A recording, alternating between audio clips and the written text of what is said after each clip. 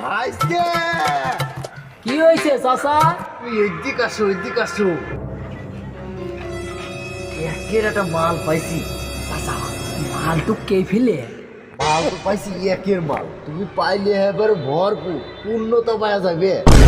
চাচা মালের একটা উদাহরণ দাও নাকি? আজকে জিনিসটা বেগুনির মতন।